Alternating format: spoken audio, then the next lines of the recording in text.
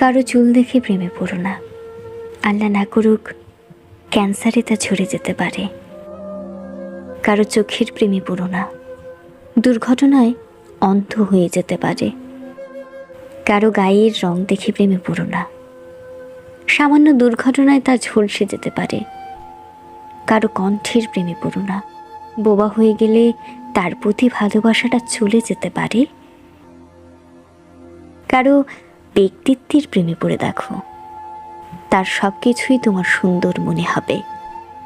বয়সের সাথে সাথে হয়তো তার চুল, গায়ের রং কিংবা তার যৌবনের সৌন্দর্যটা একসময় থাকবে না, কিন্তু তুমি সেই ব্যক্তিত্বের প্রেমে পড়বে, সেটাই আজীবন থেকে যাবে।